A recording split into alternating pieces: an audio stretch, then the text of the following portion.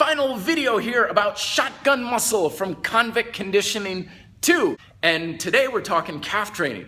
Calf training is one of those few things that I actually have a little bit of a natural inclination for. Even before I was building up my upper body with body weight training and so on, people would even say, dude, what are you doing for your calves? I've even had the bodybuilders back in Vermont say like, okay, I gotta ask you, what are you doing for your calves? Your calves look great, blah, blah, blah. So people notice calves. In fact, from an aesthetic perspective, you can have great thighs, but if you got skinny calves, people will still think you've got chicken legs. But if you've got great calves, but your thighs are okay, people will think you got great legs. From a functional perspective, calves and the lower leg is very important because the calf training and the ability to contract your calves is very important for balance and explosive and power, because you can generate all the power in the world through your hips and your quads, and it goes all the way down. But if your calves are weak, it just goes blah by the time it reaches the floor. So from aesthetics and from function, calf training, very important. We start off today, again, start with building the proactive tension in your calves. So you don't need to do anything special, just stand there and tense your calves. Heels stay on the floor. Your legs don't really move anywhere or anything. Just tense them, and then relax. Tense, relax. You can practice this all day, every day. When you're standing in line, when you're seated in a chair. This will give you far more ability to bring more tension and control the tension in your lower leg, which will get much better results rather than just jumping up and doing a bunch of calf work. Very rarely do I see people train calves, and most of the time when I do, I think you're never going to get anywhere with that technique. So first off, when you've got your tension set, I recommend start off with calf training on the floor.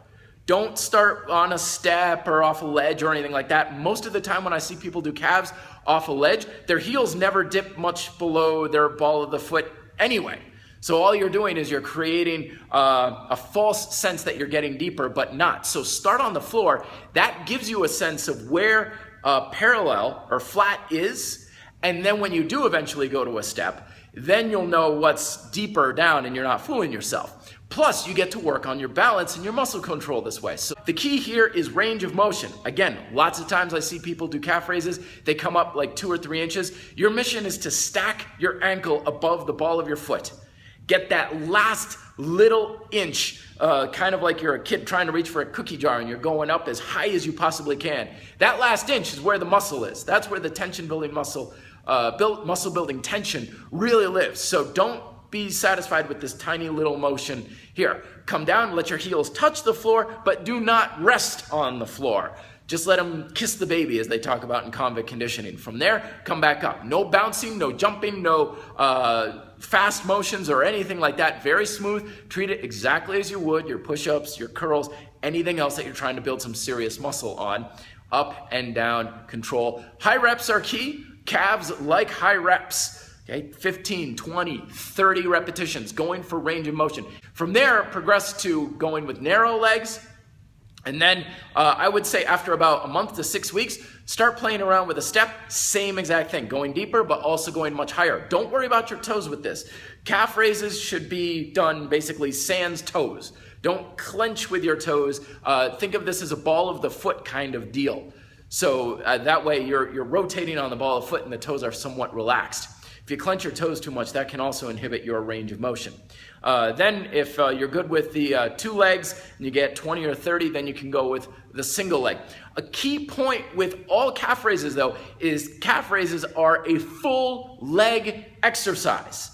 They should involve every single muscle in your entire leg chain, your quads, your glutes, your hamstrings. Keeping these muscles engaged will do wonders for bringing more tension into your calves.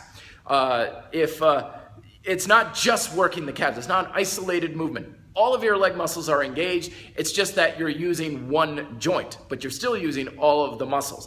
That's going to change things. Make sure you keep as much weight as you can over your heel. Don't let your knees bend or angle your shin forward, because then as you're doing your calf raises, a lot of your force goes up and forward, and of course gravity goes only straight up, so you want to have as much force going straight up as possible. So get those knees back, keep everything contracted, and keep this as much of a balance exercise as you can without having to lean on anything and putting weight onto it, because that just takes weight off your feet as well. I'm rambling on. That's just scratching the surface of calf training. Let me know if you have any questions down below on this calf training, the forearms, or the neck training. Till then, be fit, live free.